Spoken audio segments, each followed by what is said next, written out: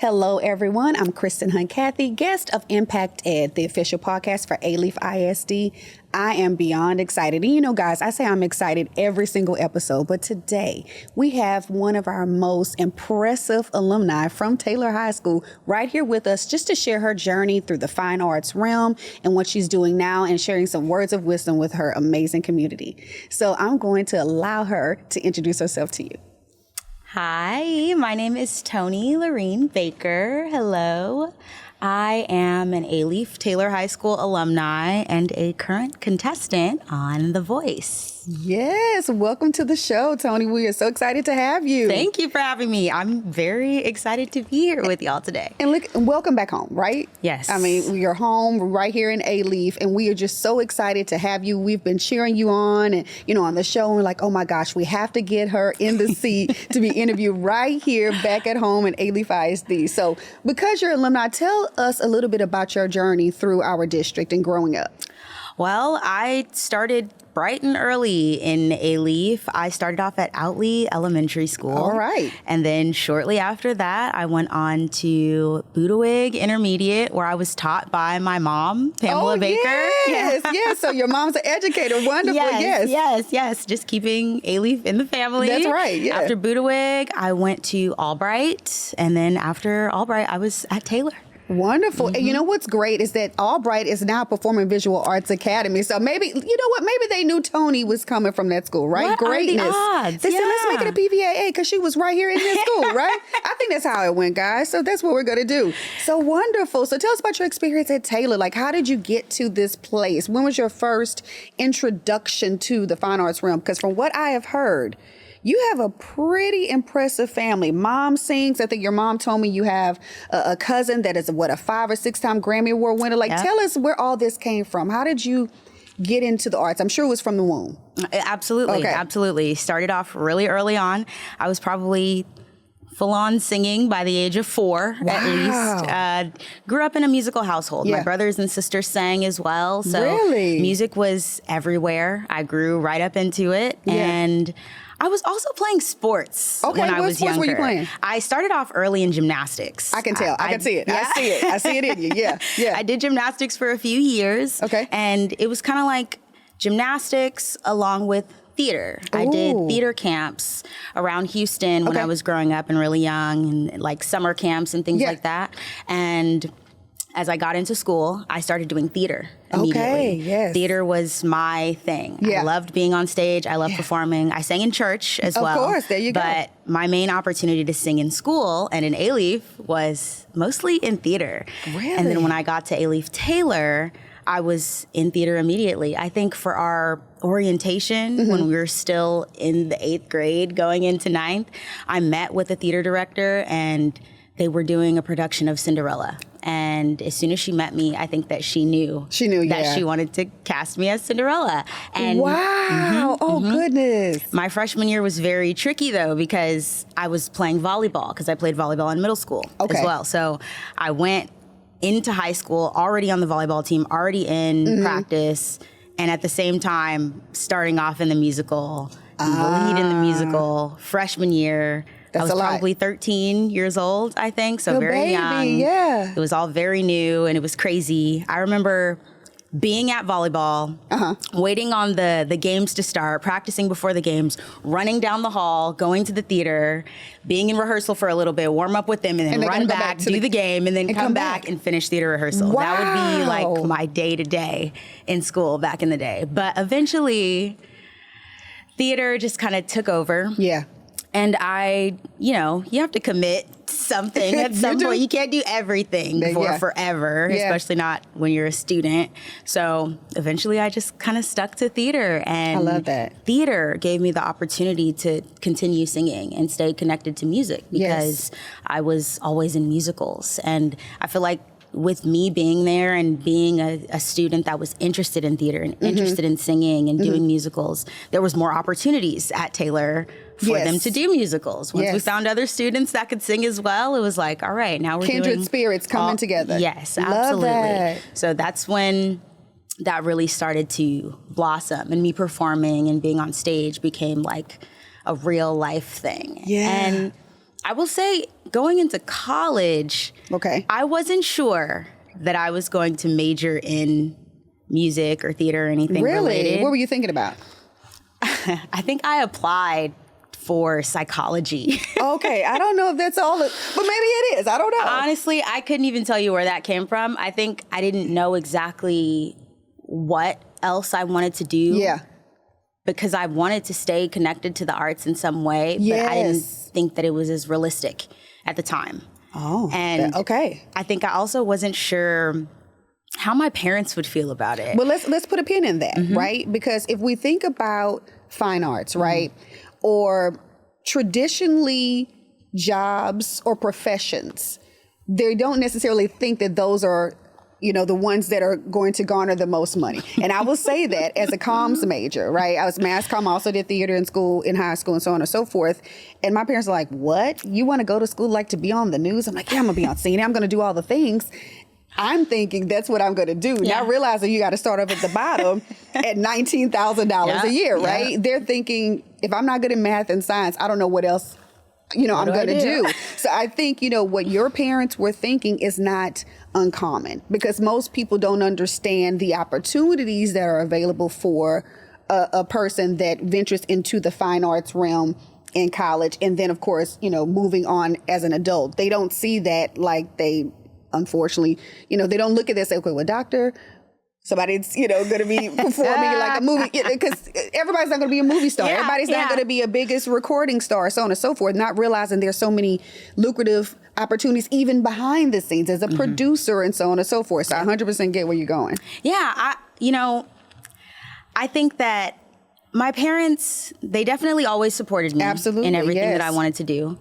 I just think I don't know that I saw it as too realistic myself. Okay. Because I couldn't see, you know, the end goal in it. And that was okay. Once I brought the idea to my parents, and then opportunities started to come up, like college auditions for performing arts programs at different colleges. Like, once those opportunities started to come my way, and it was like, oh, well, let me just try. Yeah. Let me see. I had already been applying. I had already applied to the University of Texas at Austin, Hook'em Horns. I had already applied for psychology. Had a great weekend this weekend, didn't they? Yeah, you know what? Let's talk about it. Hey, listen. Sorry, it's all good. It's a good day to be a Longhorn. There you go. I think once I auditioned, and then school started showing interest in me, that's when it became like, oh, well, maybe this is something I should consider. It's real. It is. It's a very real thing. And once I brought that to my parents, they were just like, you know, if this is what you want to do, then you need to commit. That's right. You need to commit. You don't do it halfway. You need to be all in. If you're going to do this thing, we'll support you, but only if you're all in. That's right. So it was like, okay, I'm down. I could see myself being more fulfilled doing anything else. Yes. So why not? You know, I even thought that being in a musical theater program, that's what I did. I was in the musical theater program at the University of Texas at Austin. Being in that program gave me the opportunity to get not only acting training and training for performance, but vocal training as well. Oh, good. And that was my goal, is to get a little bit of both so that I could go out to LA and do both and just mix all the things together, because I didn't want to limit myself too much to what I can do, because I have lots of talents. Yes, you do. Absolutely, right? Yes. So I wanted to do it all. And when I got into UT for musical theater, it was like, wow, okay. Yeah. This is it. Like, why not go for it? See what could happen. Yes. You know? And I think even back then I still wasn't, I've struggled with my confidence a lot over the years. Yeah. And I wasn't too convinced myself that I was going to be something big one day. I just knew that was what I loved to do. Yes. And I wanted to continue to pursue that in any way that I could, to see what could come of it. The possibility. It's different when you're talking about like a project versus passion. That's kind of like my motto, right? Yeah. You can tell when someone is just, okay, let me check this off the list. That's a project. Yeah. But this was your passion. And then you talked about, which again, something that I thought about, you know, the support of your parents, right? And that doesn't always mean for everyone financially, you know, because we know that's not always possible. But the fact that your parents said, if you're all in, we're all in with you. Yeah. Even though we may not necessarily understand it, even though we may not necessarily agree with it, we kind of want to do something else. But we're going to support you because you are telling us that this is what you want to do. You're showing us by your actions, by the passion that you're providing. And that's so, you know, so important because we have so many supportive, you know, parents here in the district, and they may have struggled with or be struggling with what your parents may have thought about, right?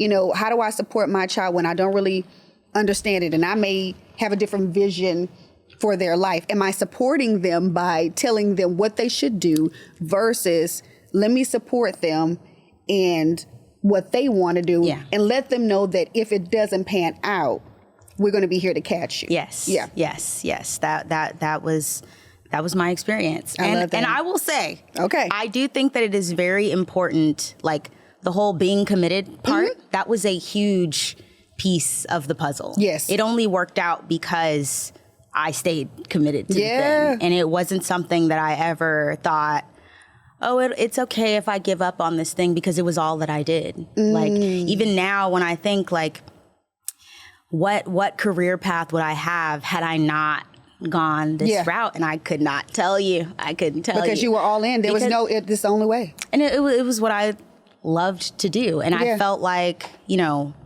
I didn't want to be a starving artist. I never wanted to be that. Yeah. And I don't think that's been my experience to this point. Yeah. But and so I wanted to stay realistic about the things that I was doing, but it's hard. And I say that to say I know that this is why parents may be hesitant to be comfortable with their child going into the arts in any way, because nothing is guaranteed. No. It's all just kind of walking on faith and just hoping that things will go your way. Yeah. And that was okay with me. I feel like being in this position, when you are an artist, you're doing what you love. It's something that comes from your heart and you like to create.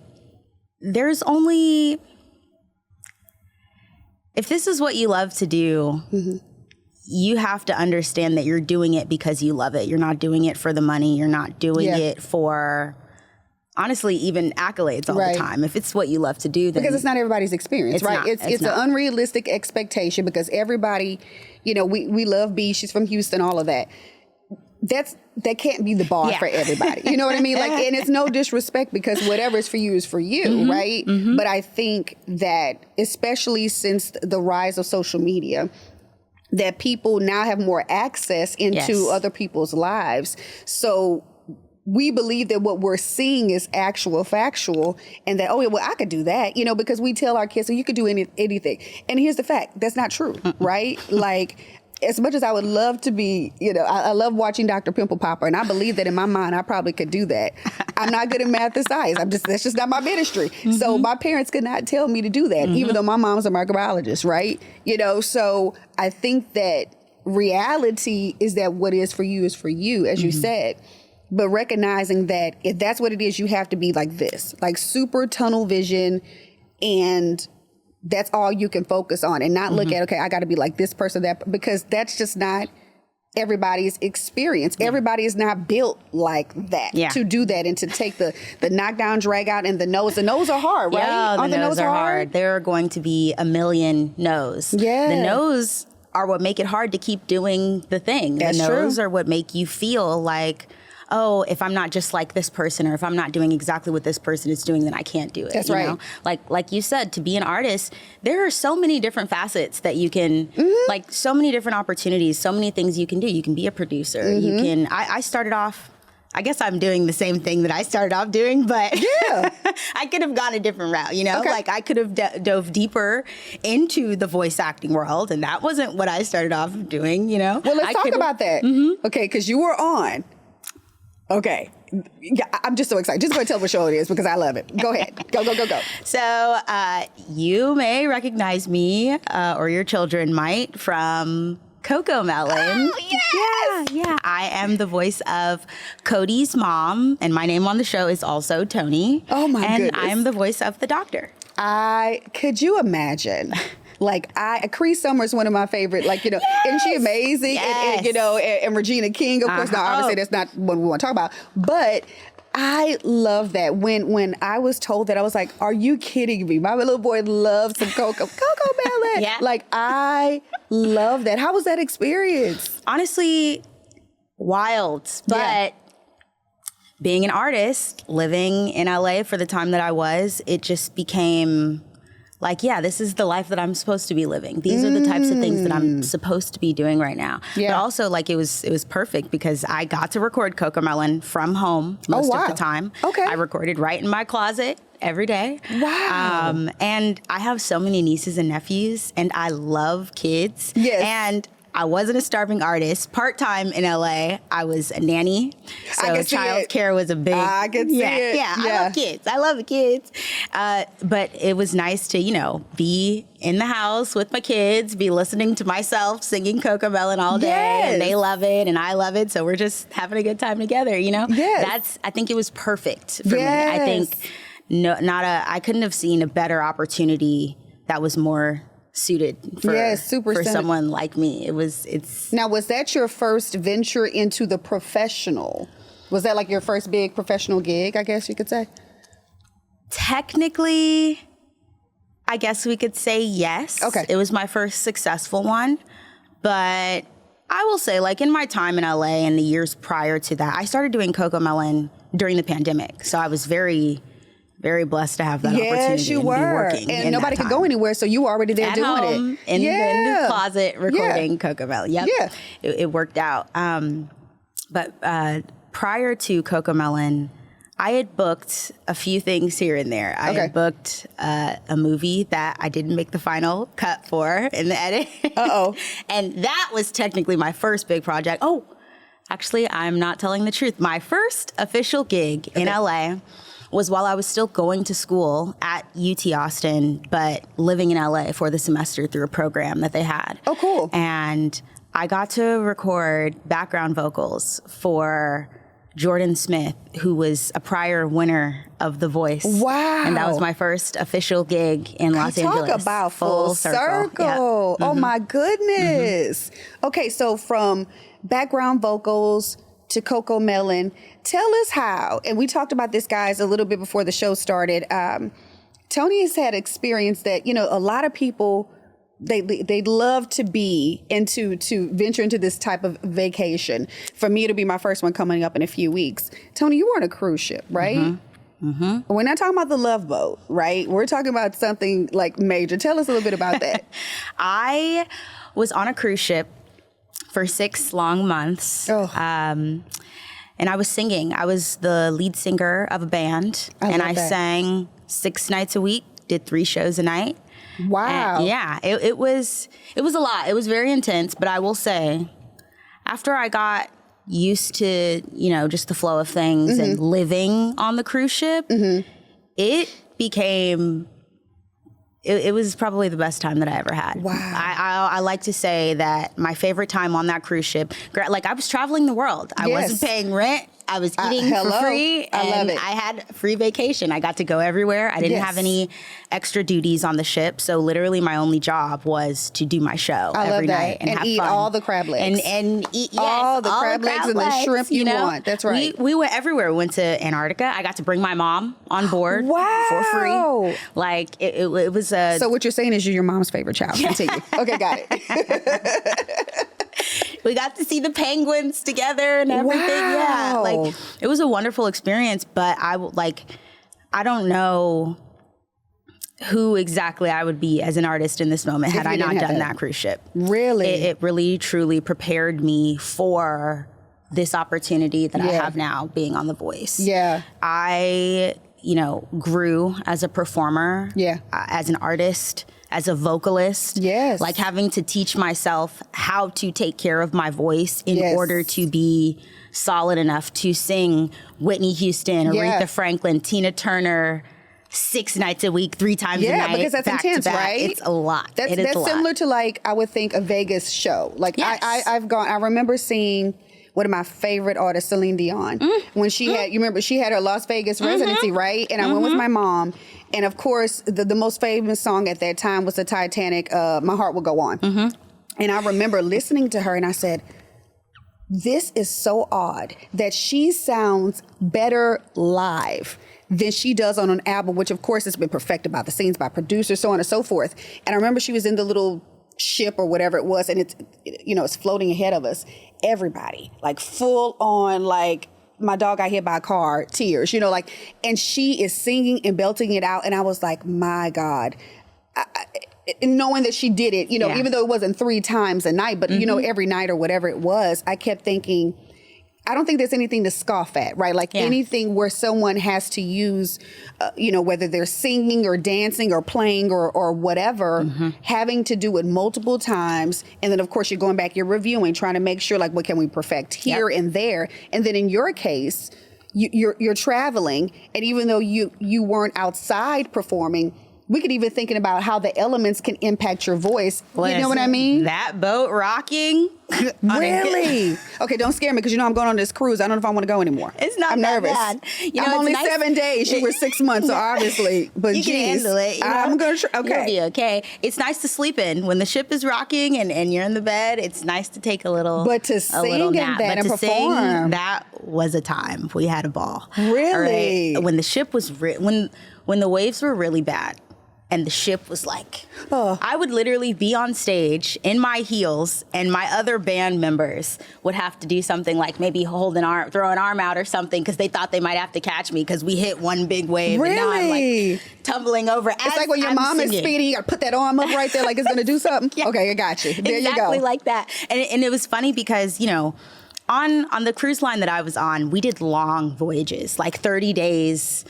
Back to back, So people were on the ship with us for long periods of time at a time. So we got very familiar with our guests. Yes. And they would we would have the same guests come see us each night. Oh, cool. So they knew us, and to see me on stage tumbling around and tripping, I couldn't help but laugh. So I'd be laughing at myself mid-song because it's hilarious and everybody's laughing with me. And it's like, we're just going to keep having a good time, I love that. Keep the show going. Like it brought out maybe even a new love for music for me being on that cruise ship. I thought it would be, I was afraid. I was frightened to go on that ship. Once I got the contract, I almost didn't go because I was nervous about not knowing anyone there. Yeah. It being so, I'm going to different countries. I didn't come back to America for that entire 6-month stint. Like, I wasn't going to have access to certain things that I needed that are only available in the U.S. if I needed them. I was away from my friends. I moved out of my apartment. Everything happened so fast. But, it's that thing of when you do things that you're not comfortable with, like that's what gets you. And you're being stretched, right? And I think that probably led to where you are now, right? Like through every facet of your life, you're being stretched somehow to step outside of obviously what's comfortable, because most of us cannot sit here and say, like, I'm an only child, right? The most I've been away from my parents probably was like 15 hours away when I was in college or my honeymoon or so on and so forth.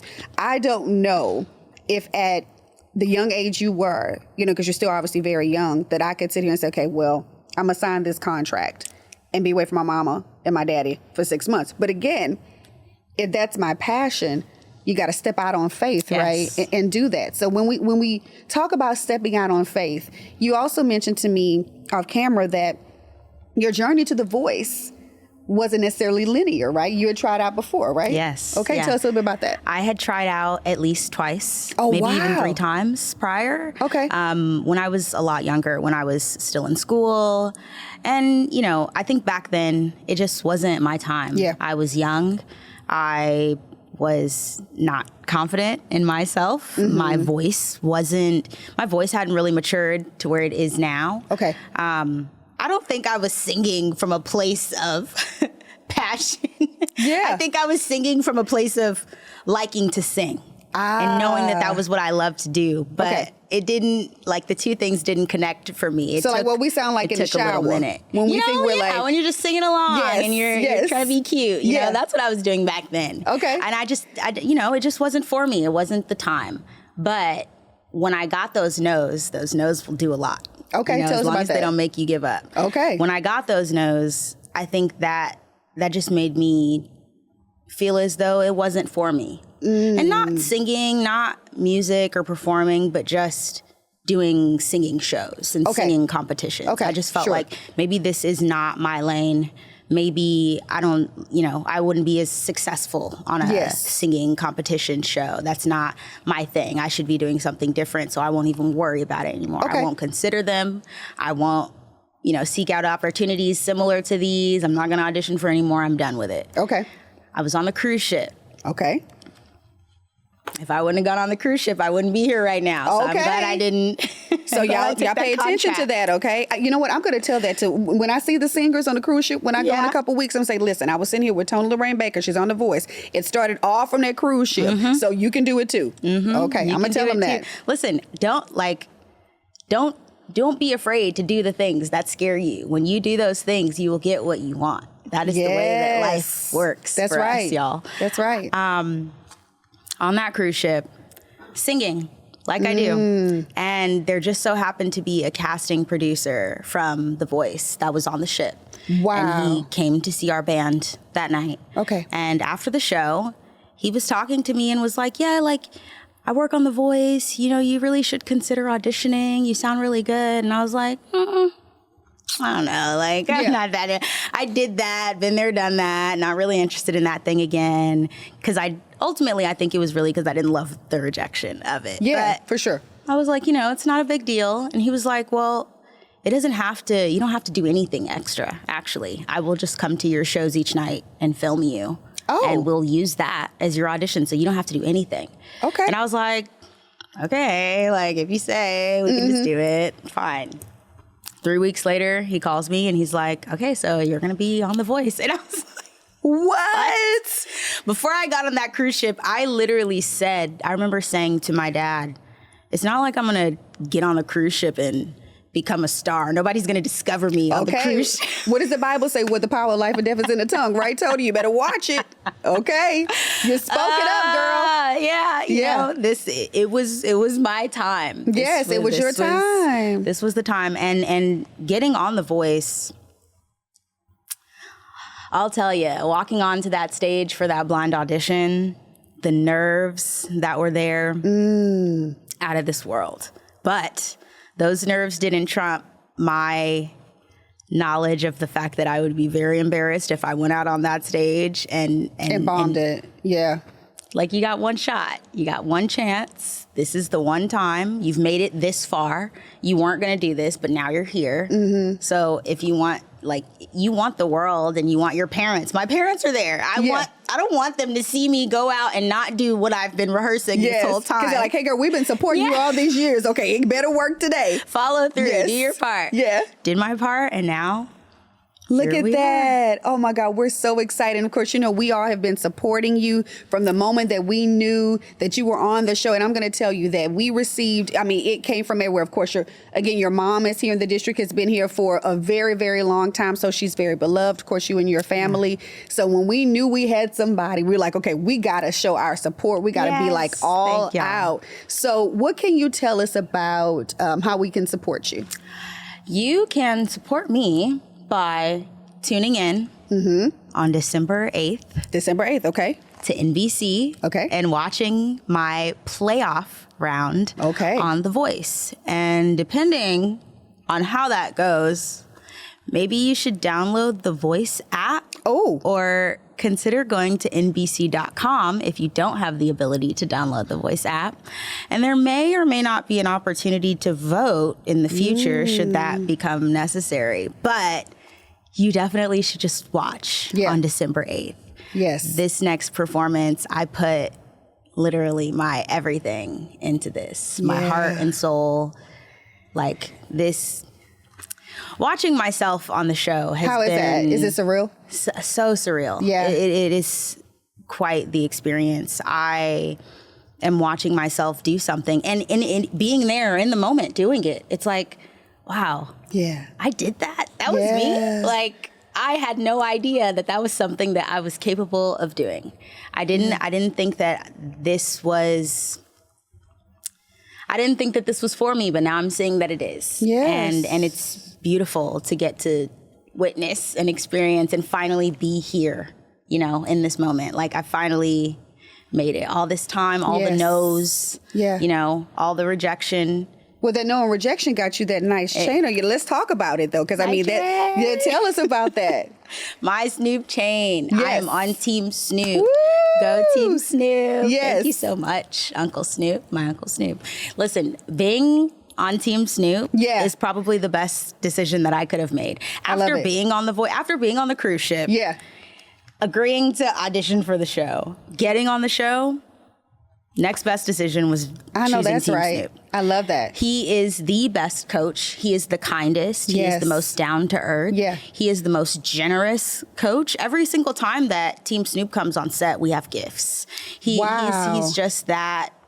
He's a really good guy. Yeah. And he does everything that he says that he's going to do. He really cares about supporting us in our careers outside of the show, which is so, so important. Yes. Like, that's the next step, you know? After the show is over, then what? Then what do I do? Exactly. Being on Team Snoop has been very good to me. I would recommend it if you're ever going to go out and audition for The Voice. And Snoop Dogg is on the show. Team Snoop all the way, right? That's who you need to choose. Okay, well, listen, now we know. Mm-hmm. So as we get ready to close, because I'm telling you, I could sit here all day and talk to you. You are just, such an inspiration. What would you tell to a young person out there? Like little Toni, right? That was at Taylor, right? And trying to figure out what she wants to do and is this for her? If you can look into your camera and you're talking to little old Toni, just think about it for a second. What would you say? I would tell her, don't ever give up on your dreams. Dream big. Mm-hmm. Dream bigger than you can even imagine. The things that you see on TV and you say, oh, that could never be me. I could never do that. Those are the things that you need to be dreaming for. Go above and beyond with the things that you want, and then go above and beyond in the way that you work towards those things. Don't ever stop. If you give up, you will never know how far that you could have made it. Just don't ever give up. Dream big. Keep going. Just do it. Just do it. Don't be scared. Don't be afraid. Be confident. And even if you don't feel confident, act like you feel confident. That's right. And it'll get you even further than you need to go. All right? I love that. So I need to touch the hand of a star. Can I do that right now? I'm touching in an agreement, girl, because you got this.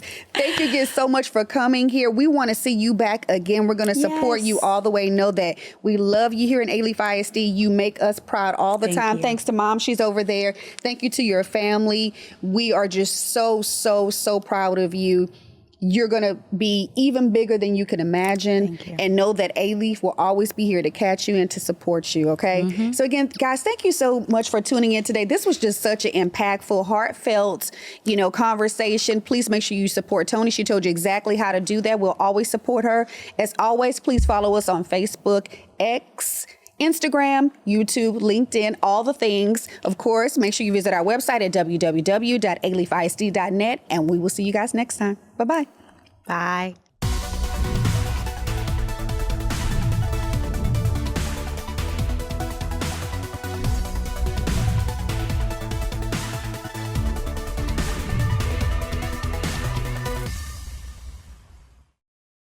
This has been an AMP production.